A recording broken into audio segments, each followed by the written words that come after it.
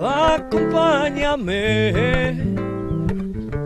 a descubrir culturas y tradiciones, destinos para elegir. La brújula te marca el rumbo, te lleva a donde quieras ir. La brújula te marca el rumbo, vos decidís. Bienvenidos a La Brújula. En nuestro programa anterior comenzamos nuestro recorrido en busca de vestigios de nuestras culturas originarias, nuestros ancestros comechingones. No, nuestros ancestros comechingones no, pues no fueron solamente comechingones. Bien. Bienvenidos a La Brújula. En nuestro programa anterior comenzamos nuestro recorrido en busca de vestigios de nuestras culturas originarias. Eso nos llevó hasta Inti Huasi, donde La Brújula nos guió para conocer un poco de este maravilloso lugar con una riqueza arqueológica enorme. En este programa continuaremos nuestro camino. Para comenzar, llegaremos a Casa de Piedra Pintada, un lugar maravilloso que te invito a que juntos podamos descubrir. Luego continuaremos nuestros caminos hasta llegar a la Piedra del Cuatro, un lugar con muchísima riqueza de nuestros ancestros. Por otro lado, terminaremos nuestra jornada, nuestro día, en La Carolina, precisamente en el Duraznillo, donde también podremos conocer un lugar de pinturas rupestres. Tenemos mucho recorrido por realizar en el día de hoy, así que ¿qué te parece si nos ponemos cómodos y juntos le pedimos a la brújula que nos marque el rumbo del día de hoy?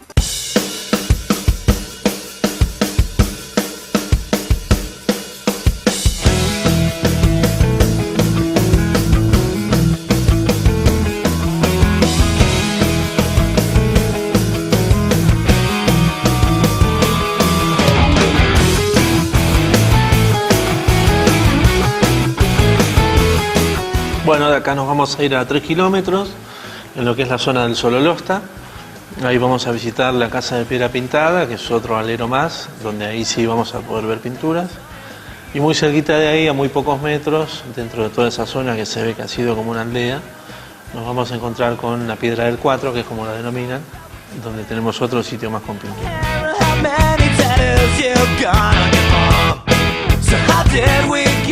Fer, contanos dónde llegamos. Bueno, hemos hecho, desde Inti Huasi hasta acá hemos hecho 3 kilómetros. Llegamos a la zona del Sololosta, donde tenemos uno de los sitios que eran más importantes en cuanto a lo que son las dimensiones y en cuanto a lo que se encontró adentro, que son pinturas rupestres. Se llama Casa de Piedra Pintada. Y bueno, vamos a hacer ahora el recorrido. Toda esta parte de escalinatas que tenemos ahí de fondo son nuevas. Formó parte también de lo que fueron esas obras que se hicieron acá en alguna de las zonas arqueológicas, con el fin de preservar un poquito y de favorecer el acceso, pero al mismo tiempo preservando, ¿no? Exactamente. Entonces de esa forma, antes teníamos que trepar, ahora vamos todo por escalinata y vamos a subir hasta ese alero natural, donde vamos a ver algunas de las pinturas. Bueno, vamos, estoy ansiosa por ver esas pinturas rupestres de las que tanto me viniste hablando en el camino, así que vamos.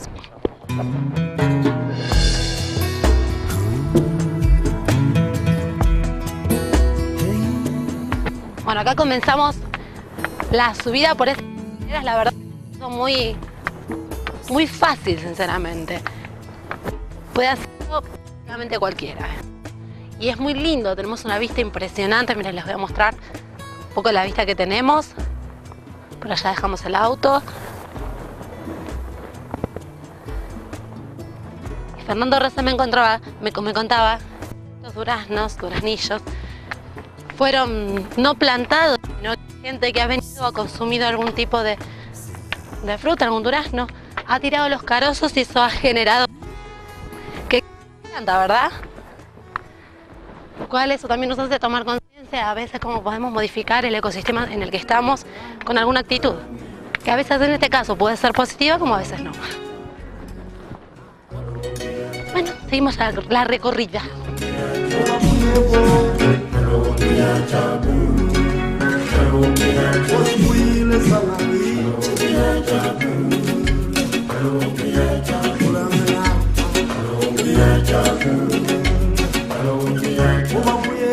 Contanos qué es lo que podemos apreciar por este lado.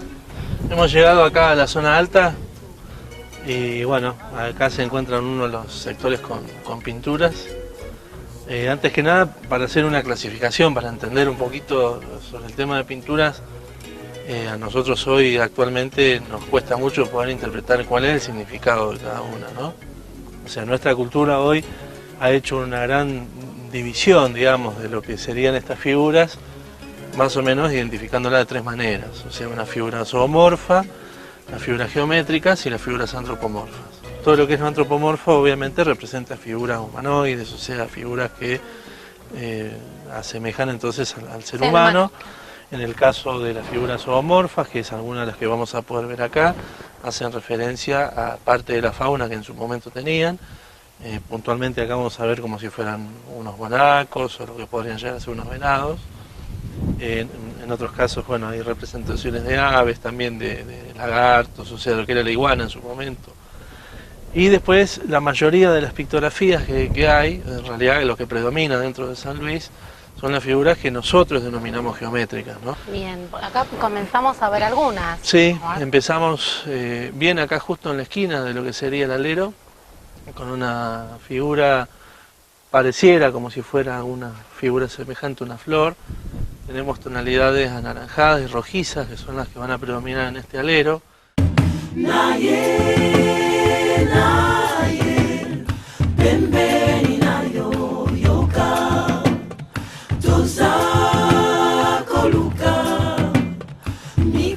Como te decía, se utilizaban más que nada pigmentos que se tomaban de lo que podían ser las plantas, mismos minerales, eso sufría un proceso de un machacado.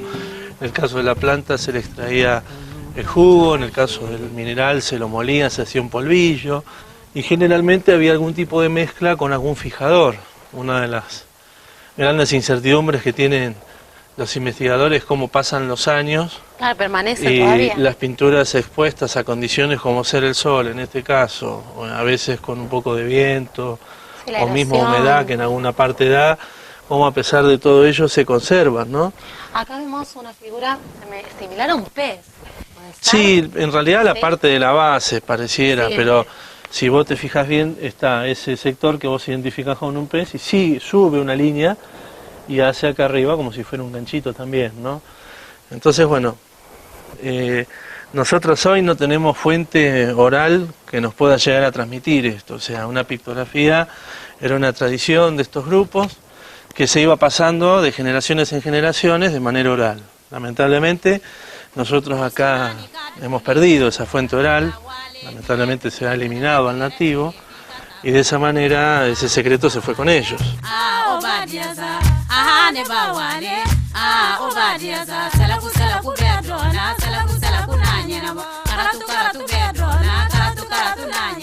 Una de las cosas que vos viste ahí en Intihuasi cuando estuvimos antes y que justamente te llamó la atención era ver cáscara de huevo de ñandú. Sí. Bueno, acá se pudo determinar que no solamente el huevo ñandú se utilizaba como alimento. Sí. Bueno, imagínate que viste el tamaño que tenía. Sí, inmenso. Era como para que comiera una familia Sí. tortilla, más o menos. Pero se vio, por ejemplo, en Intihuasi que habían pedazos de cáscara de ñandú con pigmentación interna. Esto llevó entonces a pensar de que se utilizaba esos pedazos de cáscara como si fuera una paleta de un pintor. En este caso, aprovechando ese material que es más bien pegajoso, se utilizaba esa superficie suave para hacer una mezcla de colores y con eso se podría haber hecho algún tipo de pintura como las que estaban en Intihuasi en su momento. Olele, olele, moliba, makasi. Olele, olele. Acá lo que estamos viendo es sobre una superficie una colocación de distintos pigmentos y se representa una pintura. Eso es lo que yo te había dicho en un momento, que para algunos significaba un cuentaganado, como un cuadrado con los puntos. Si nosotros hacemos un panorama y podemos mirar un poquito así hacia la zona donde se encuentra el vehículo, toda esa zona que ustedes ven ahí enfrente, es una zona que ahora está seca porque es la época del año, pero si no, se torna una tonalidad muy verde oscura y en realidad se forma como un guadal. Y no por nada vemos las vacas hoy en día en este lugar. O sea, es un lugar donde hay pastura, donde el animal tiene dentro de lo que es esta zona de sierra una zona, digamos, como para poder alimentarse. Trasladémonos en el tiempo y calculémosle que este sitio ya existía también, que tenía agua, que tenía pasto, y no hubiera sido para nada entonces descabellado pensar de que en ese sitio se tenía algún tipo de encierre donde ellos contaban sus animales. O sea, es una teoría más justamente que se puede llegar a manejar. Sí, ¿tiene conocimiento de la cultura que habitó aquí? ¿Cuántos años estamos Bueno, hablando? el tema de lo que es la cultura ya más reciente, lo que serían las culturas cerámicas, nosotros siempre acá, mientras hemos estado trabajando en la zona, hemos tomado referencia como que el Comechingón no solamente se extendía en todo lo que es la zona de la sierra de los Comechingones, sino que todo lo que es la zona del Valle del Conlara. Y en este caso, el extremo del Valle del Conlara, que es la Sierra de San Luis, hasta lo que es la zona más alta, también habría sido influenciado por ellos. O sea, nosotros, realmente que estuvimos trabajando acá en la zona, manejábamos esa información en base a distintos estudios que se habían realizado.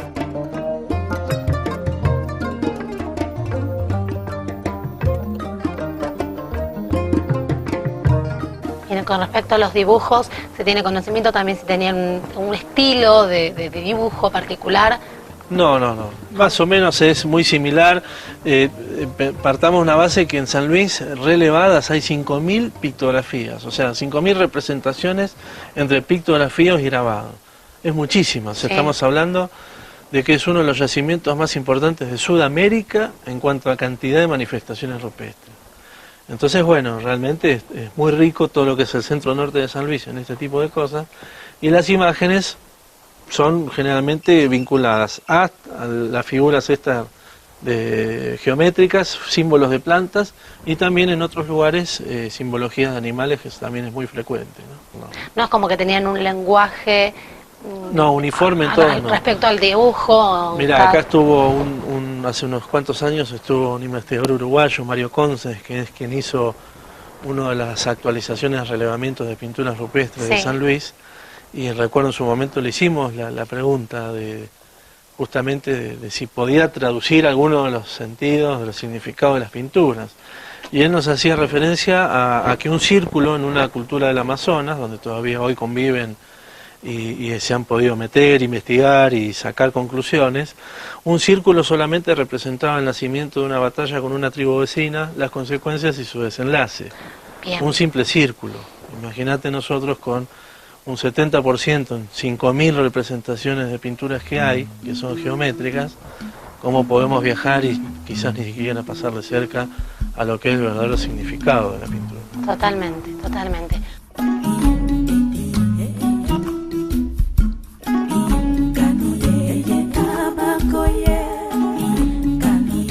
Vemos que está preservado de algún modo. Sí, esto es reciente, o sea, también está dentro de los trabajos que se hacen en los últimos 5 años, anterior a estos, donde lamentablemente mucha gente que vino a conocer el lugar dejó su nombre, dejó su marca.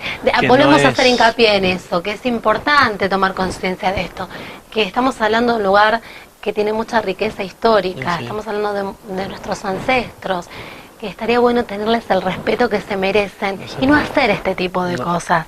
Estas cosas dejarlas para un papel y un lápiz, que los tenemos más a la mano, y no arruinar lo que ellos dejaron hace tantos años para nosotros. Coincido con vos, totalmente. Bueno, vamos a seguir recorriendo. Viaje, nos vamos desde acá, nos vamos a ir entonces a unos 300 metros más o menos a la Piedra del Cuadro. Perfecto, vamos.